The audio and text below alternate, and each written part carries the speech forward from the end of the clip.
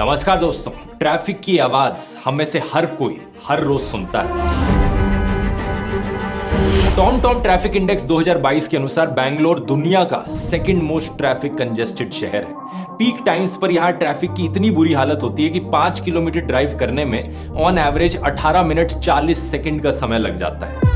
ये स्टैटिस्टिक इतनी कमाल की है क्योंकि अगर आप साइकिल पर जाओगे ना 5 किलोमीटर तो इससे कम समय लगेगा। लेकिन ये बात सिर्फ बैंगलोर की नहीं है, इंडिया के सभी बड़े शहरों की यही कहानी है। ये traffic, time waste, noise pollution, air pollution, overcrowding हम सबकी रोजमर्रा की जिंदगी का ये एक ऐसा बड़ा हिस्सा है जिसकी बहुत कम चर्चा करी जाती है कि कैसे हमारे शहरों की हालत बहुत खराब है। लेकिन कैसा लगेगा सुनकर अगर मैं आपसे कहूं दोस्तों, इन सभी प्रॉब्लम्स का एक बड़ा सिंपल सोल्यूशन है, गाड़ियों को बैन करना।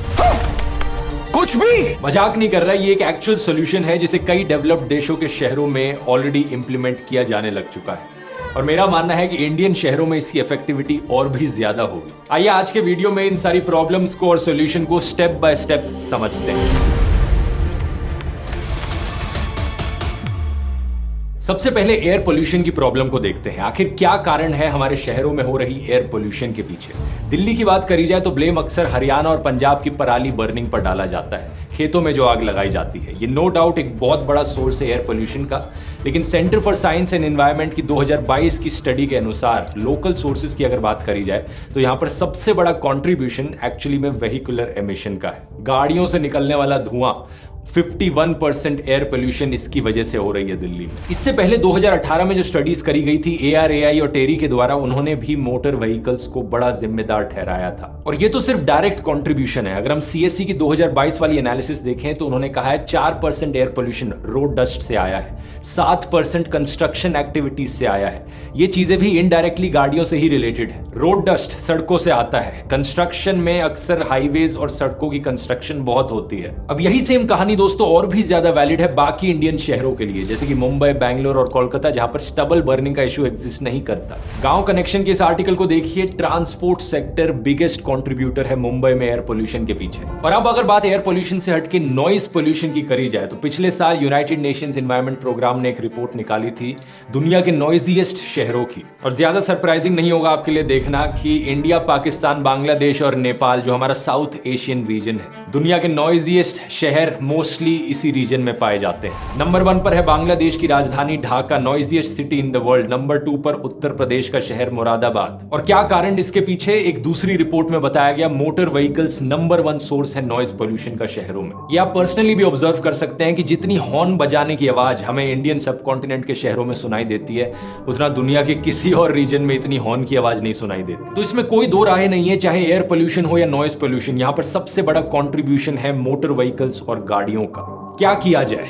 कई लोग सोल्यूशन बताते हैं कि इलेक्ट्रिक व्हीकल्स को इस्तेमाल करना शुरू कर दें हम, लेकिन एक नजर अगर हम डेवलप्ड कंट्रीज पर डालें तो आपको दिखेगा कि शायद इलेक्ट्रिक गाड़ियां भी सोल्यूशन नहीं है। इस रिपोर्ट को देखिए, 2023 की यूके की रिपोर्ट है। इसके अनुसार यूनाइटेड किंगडम जैसे देशों में एग्जॉस्ट पाइप से निकलने वाला धुआं अब मेन सोर्स नहीं रहा एयर पोल्यूशन का। मेन सोर्स एक्चुअली में अब है tyre dust. 52% small particle pollution जो हो रहा है रोड ट्रांसपोर्ट की वजह से, वो एक्चुअली में टायर और ब्रेक वेयर से हो रहा है। गाड़ी जब रोड पर चल रही है तो रोड के रब होने से जो रोड के छोटे छोटे पार्टिकल्स हवा में बन के एयर पोल्यूशन बनते हैं। और इसके बाद आता है एग्जॉस्ट से निकलने वाला धुआं, जो कि सिर्फ 15% कंट्रीब्यूशन है उसका एयर पोल्यूशन में। है ना ये कमाल की चीज। इसका मतलब ये हुआ कि अगर हम इलेक्ट्रिक गाड़ियां भी इस्तेमाल करेंगे तो ये सिर्फ 15% वाला ही पोल्यूशन कम होगा। टायर डस्ट, ब्रेक वियर और रोड एब्रेशन का एयर पोल्यूशन अभी भी उतना ही रहेगा। यही कारण है दोस्तों की पैंडेमिक के दौरान जब लॉकडाउन देखने को मिला था, कई शहरों में हवा इतनी साफ हो गई थी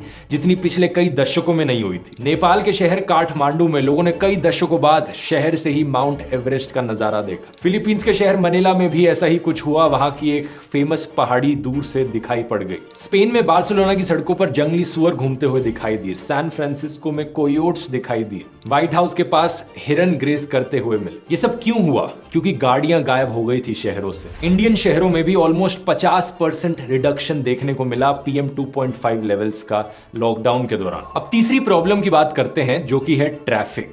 क्या है ट्रैफिक और क्यों होता है ट्रैफिक?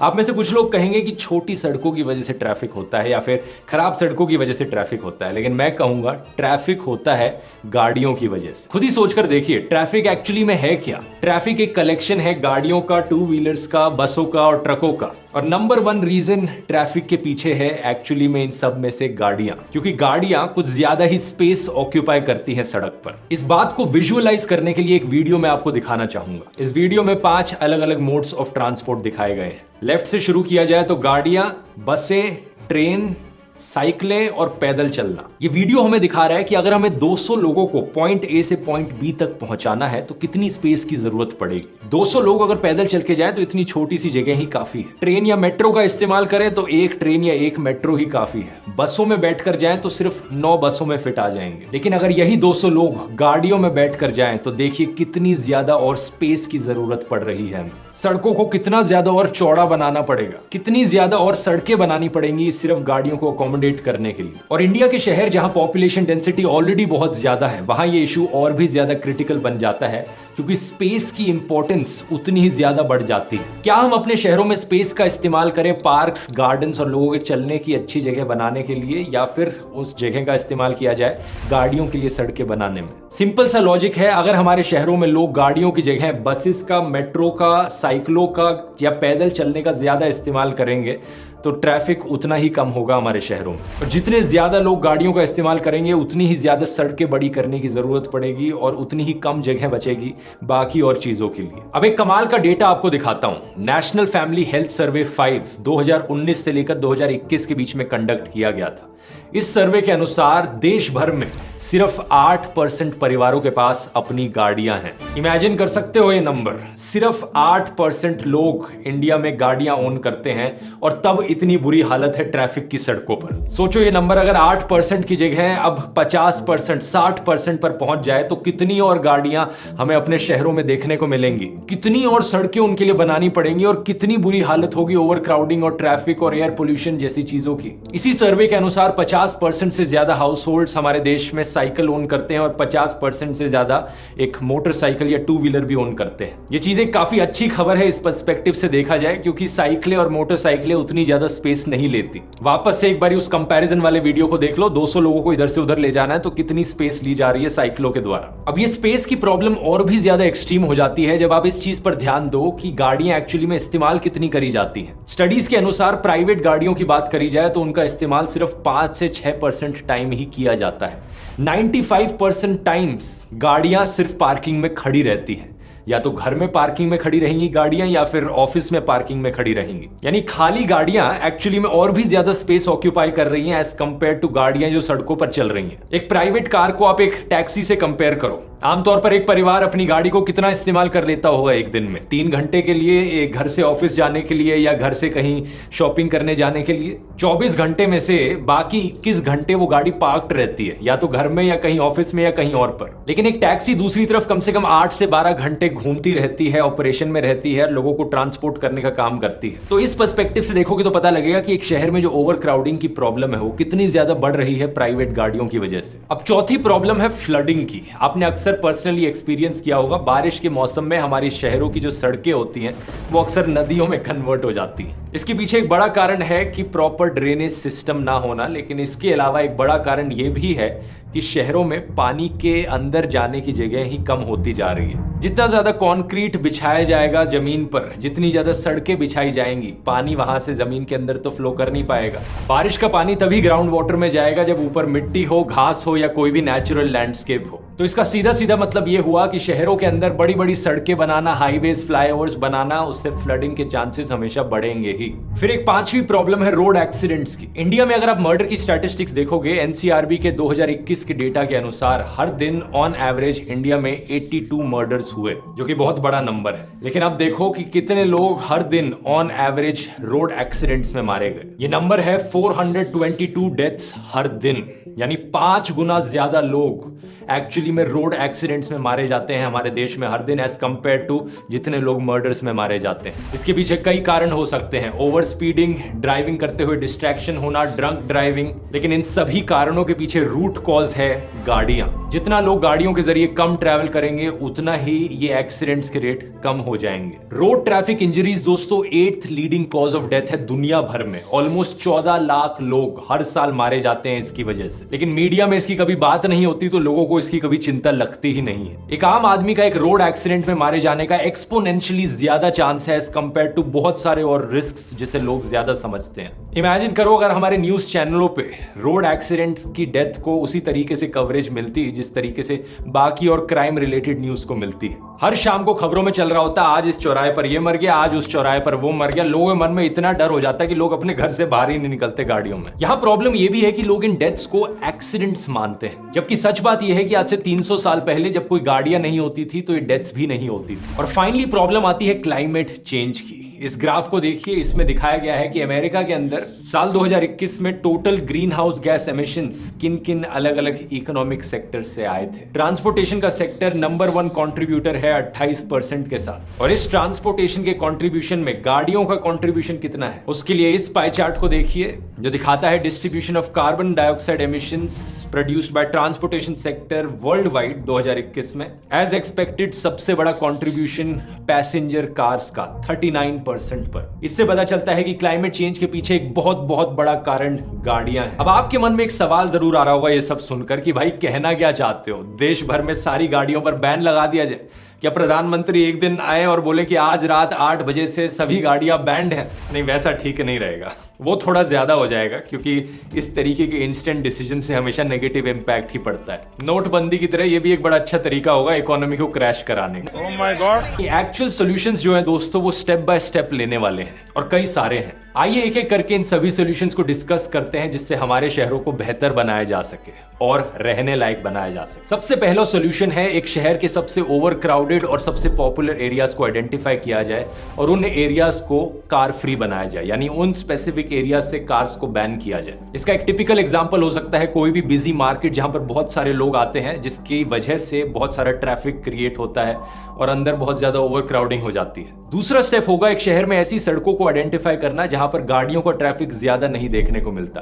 उन सड़कों से गाड़ियों को बैन किया जाए स्पेसिफिकली, और उन सड़कों को पैदल चलने वाले लोगों के लिए और साइकिलों के लिए बनाया जाए। अब मैंने आपको वीडियो के शुरू में बताया था ये एक ऐसी प्रॉब्लम है जिसको ऑलरेडी कई सारे डेवलप्ड देश आइडेंटिफाई कर चुके हैं और सॉल्व करने पर लगे हुए हैं। तो दुनिया भर के शहरों से आइए कुछ पॉजिटिव एग्जांपल्स देखते हैं इसी चीज के। पोलैंड की इस सड़क को देखिए, 2013 में यहाँ गाड़ियां अलाउड थी, 2022 में ये सिर्फ पैदल चलने के लिए और साइकिलों के लिए सड़क बना दी गई। एक और ऐसा ही एग्जांपल 2009 में देखिए कितनी गाड़ियां साइड में पार्क्ड खड़ी हैं, और 2023 में यहाँ पर पेड़ लगा दिए गए और टहलने के लिए, घूमने के लिए कितनी अच्छी सड़क बन गई।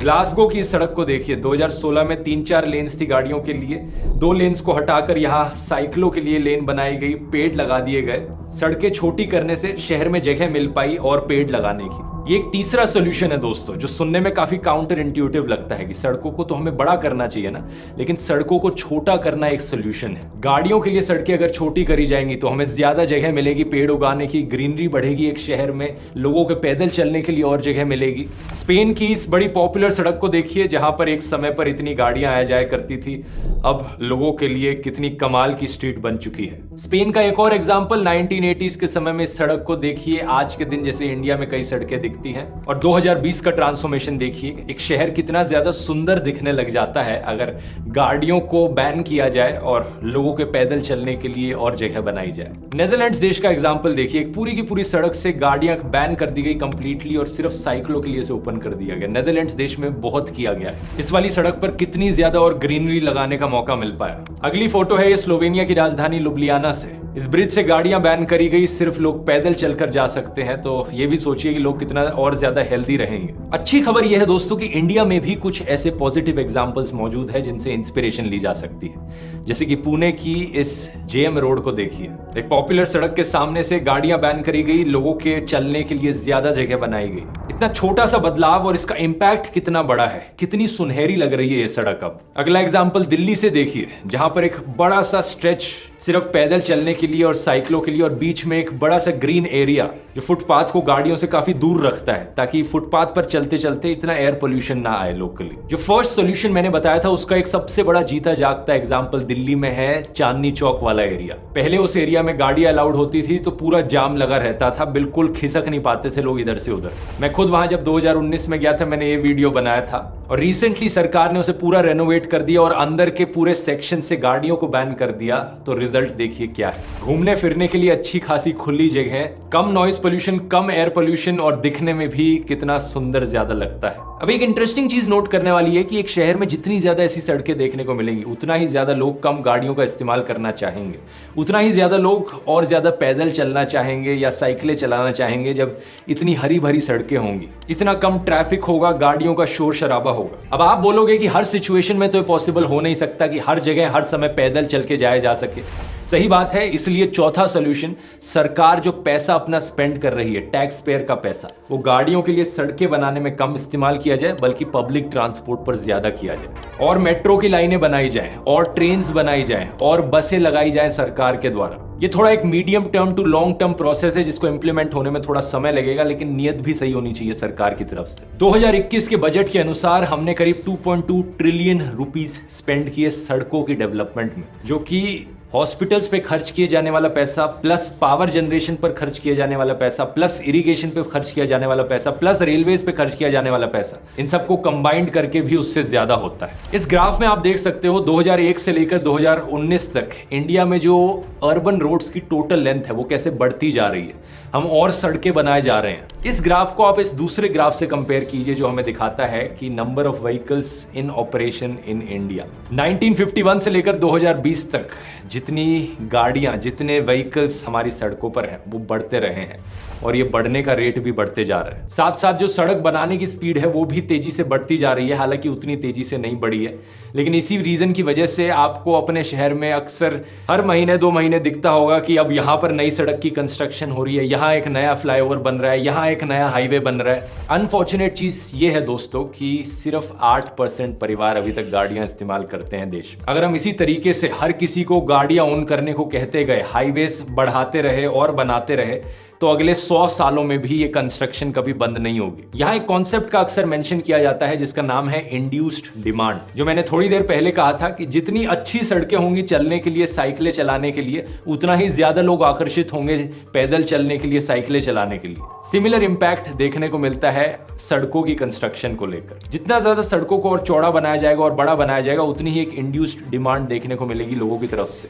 लोग ज्यादा गाड़ियों का इस्तेमाल करने लगेंगे। यही कारण है कि अमेरिका के लॉस एंजलिस जैसे शहरों में जहां पर 10-10 लेन के हाईवेज बना दिए गए हैं, वहां पर भी ट्रैफिक कभी रुकता नहीं है। बड़े बड़े ट्रैफिक जाम्स वहां भी देखने को मिलते हैं, क्योंकि सिंपल भाषा में कहा जाए गाड़ियां एक बहुत ही इनएफिशिएंट यूज है स्पेस का। इस प्रॉब्लम से डील करने के लिए कुछ देशों ने बड़े ही इनोवेटिव सॉल्यूशंस अपनाए हैं, जैसे कि सिंगापुर ने। उन्होंने एक लिमिट लगा दी कि हमारे देश में इससे ज्यादा गाड़ियां हम सड़कों पर होने नहीं देंगे। दूसरी तरफ कुछ देश ट्राई करते हैं गाड़ियों को डिसइंसेंटिवाइज करने की, पार्किंग चार्जेस लगाकर कि शहर के किसी भी एरिया में कहीं कोई फ्री पार्किंग ना हो, लोगों से हमेशा चार्ज किया जाए पार्किंग के लिए। इसलिए लोग अपनी गाड़ियां कम इस्तेमाल करेंगे, टैक्सीज और बसों का ज्यादा इस्तेमाल करेंगे, जो कि ओवरऑल एक अच्छी चीज होगी अगर हम स्पेस के पर्सपेक्टिव से देखें तो। अब अगला सॉल्यूशन है दोस्तों एक शहर के डिजाइन से रिलेटेड। खुद ही सोचकर देखिए, जब आप एक गाड़ी का इस्तेमाल करते हैं तो कहां जाने के लिए करते हैं? अपने घर से ऑफिस तक जाने के लिए, घर से स्कूल तक जाने के लिए, या फिर शॉपिंग मॉल, बाजार या सिनेमा तक जाने के लिए?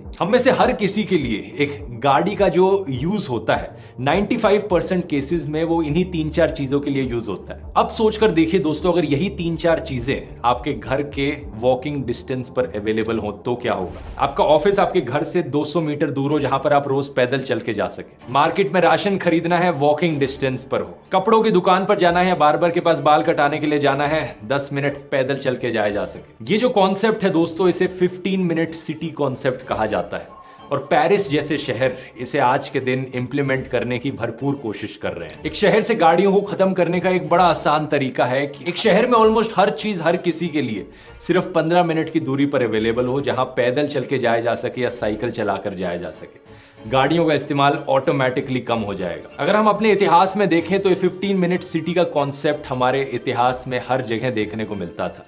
जयपुर का पुराना शहर देख लो या पुरानी दिल्ली का एरिया देख लो, वाराणसी का भी पुराना शहर वाला एरिया इसका बड़ा अच्छा एग्जाम्पल है। हिस्टोरिकली जो लोग इन शहरों में रहा करते थे उनके लिए हर चीज 500 मीटर 1 किलोमीटर की डिस्टेंस के अराउंड अवेलेबल होती थी। लेकिन अनफॉर्चुनेट चीज ये है कि जब से हमें मॉडर्नाइजेशन देखने को मिली है हमारे नए शहरों में, हमने चीजों को दूर दूर सेपरेट आउट करके बनाना शुरू कर दिया है। गुड़गांव जैसे नए शहर जो है वहां पे जितने भी ऑफिसेज हैं वो सब एक एरिया में मौजूद है। जो रेजिडेंशियल एरियाज हैं वो 10 किलोमीटर दूर जाकर एक बड़े से एरिया में मौजूद है। शॉपिंग मॉल जाना है 10 किलोमीटर 15 किलोमीटर और दूर जाओ उस डायरेक्शन में। मॉडर्नाइजेशन के नाम पे हमने शहरों को जबरदस्ती इस तरीके से बना दिया है कि लोगों को गाड़ियां इस्तेमाल करनी पड़े एक जगह से दूसरी जगह जाने के लिए, अपने रोजमर्रा की जिंदगी के काम करने के लिए, जबकि ऐसा होना बिल्कुल भी नहीं चाहिए। फ्रांस की राजधानी पेरिस ने अपना एक नया प्लान बनाया है कि हर मोहल्ले के बीच में वो एक स्कूल बनाएंगे बच्चों के लिए। गाड़ियों की पार्किंग्स हटाकर सड़कों को क्लियर करके गार्डन्स और पार्क्स बनाए जाएंगे। हर इंसान जो शहर में रह रहा है उसके आसपास कोई ना कोई ग्रीन एरिया हो, पार्क्स हो, अच्छे प्लेग्राउंड्स मौजूद हो, स्कूल भी आसपास जाना आसान हो। इमेजिन करके देखो एक शहर कितना सुनहरा बन जाएगा अगर ऐसा हो जाए तो। अभी तक जो सारे सॉल्यूशंस मैंने आपको बताए वो सारे सप्लाई साइड सॉल्यूशंस थे जहां पर सरकार को एक्शन लेने की जरूरत है बदलाव लाने के लिए। अब बात करते हैं डिमांड साइड सॉल्यूशंस की, जहां पर पब्लिक एक्शन ले सकती है। आम लोग मेरे और आपके जैसे एक्शन ले सकते हैं बदलाव लाने के लिए। सबसे पहली और सबसे आसान चीज, अगर आपके लिए पॉसिबल हो तो खुद की गाड़ियों का इस्तेमाल करने की जगह पब्लिक ट्रांसपोर्ट का इस्तेमाल करो। बसों का, मेट्रो का या ट्रेन्स का। कार्बन डाइऑक्साइड एमिशंस में बसेस का कंट्रीब्यूशन 33% है, गाड़ियों का 31% है, लेकिन बसेस 58% पैसेंजर्स को कैरी करती हैं और गाड़ियां सिर्फ 4% पैसेंजर्स को। एक बस में 20 गुना ज्यादा पैसेंजर्स कैरी किए जा सकते हैं। स्पेस यहां पर कितनी ज्यादा बचती है। जितना लोग ज्यादा पब्लिक ट्रांसपोर्ट को यूज करेंगे उतना ही सरकार ज्यादा पैसे उसमें स्पेंड करना चाहेगी उसे बेहतर बनाने के लिए। दूसरा, अगर आपके लिए साइकिल इस्तेमाल करना पॉसिबल है तो साइकिल्स इस्तेमाल कीजिए, और साइकिल्स में अगर पसीने छूट जाते हैं तो ई साइकिल्स या ई स्कूटर्स का इस्तेमाल किया जा सकता है। तीसरा, गाड़ियों को लेकर अपना नजरिया बदलिए। इंडिया में अक्सर लोग गाड़ियों को एक सिंबल की तरह देखते हैं सक्सेस और प्राइड का। लोग शो ऑफ करते हैं कि ये देखो मेरे पास ये गाड़ी है, ये देखो मैं तो ये वाली गाड़ी खरीदने वाला हूं। कितने प्राउड फील करने की बात है। एक ऐसे लोहे के डब्बे को लेकर आप प्राउड फील कर रहे हैं जिसका काम बस आपको A to B ट्रांसपोर्ट कराना है। वैसे सारी गलती आपकी भी नहीं है अगर आप ऐसा फील करते हैं, क्योंकि ऐसा परसेप्शन बनाया गया है। ये जो कार बनाने वाली कंपनीज हैं, बार बार अपनी एडवर्टाइजमेंट्स में इन्होंने आपको ये दिखाया है कि आपको प्राउड फील करना चाहिए। ये गाड़ी खरीदना आपके लिए सक्सेस की डेफिनेशन है। आपको इमोशनली बहकाया गया है ऐसा फील करने के लिए। कभी आपने नोटिस किया है कि जो गाड़ियों की एड्स होती हैं, इनमें जब गाड़ियों को शो ऑफ किया जाता है तो कैसे खाली खाली लोकेशंस पे शो ऑफ किया जाता है कि पहाड़ों में गाड़ियां चल रही हैं, कैसे आप शीशे नीचे करके साफ हवा में गाड़ी चला रहे हैं जंगलों के बीचों बीच। कितना सुनहरा एक्सपीरियंस है एक गाड़ी को ओन करना और गाड़ी चलाना। लेकिन असलियत क्या है? 99% ऑफ द टाइम आप जब ये नई नई गाड़ी खरीद कर लाते हैं और इस गाड़ी को चलाते हैं तो शीशा आपका ऊपर होता है, दूसरी गाड़ियों का धुआं आप खा रहे होते हैं और ट्रैफिक जैम में फंसे हुए होते हैं। लेकिन ये गाड़ी बनाने वाली कंपनीज कभी आपको ऐसी ऐड नहीं दिखाएंगी। अगर दिखाने लग गई तो कोई गाड़ियां नहीं खरीदेगा। बात क्या है कि अगर आप अवॉइड कर सकते हैं गाड़ी खरीदना, अगर गाड़ी का आपकी जिंदगी में इतना कोई बड़ा यूज नहीं है, सिर्फ एक महीने में 3-4 बार आप उसे इस्तेमाल करते हैं, तो आपके लिए बेहतर यही है कि कोई गाड़ी आप ना खरीदे और उन 3-4 केसेस में टैक्सीज का इस्तेमाल कर लें। इससे आपका बहुत सारा पैसा भी बचेगा और झंझट भी बचेगी। और फाइनली आखिरी सोल्यूशन है कि इन प्रॉब्लम्स को लेकर ज्यादा बात करी जाए, लोगों के बीच अवेयरनेस फैलाई जाए, जो कि आप कर सकते हैं इस वीडियो को शेयर करके अपने दोस्तों के साथ, अपने फैमिली मेंबर्स के साथ, ताकि उनको भी इन इश्यूज के बारे में पता चले। जितना ज्यादा लोग इन इश्यूज की बात करेंगे उतना ही ज्यादा प्रेशर सरकार के ऊपर पड़ेगा कि सरकार भी एक्शन ले इन प्रॉब्लम से रिलेटेड। मेरी पर्सनल राय अगर आप मुझसे पूछोगे तो मैं एक ऐसा फ्यूचर इमेजिन करता हूं जहां पर शहरों के अंदर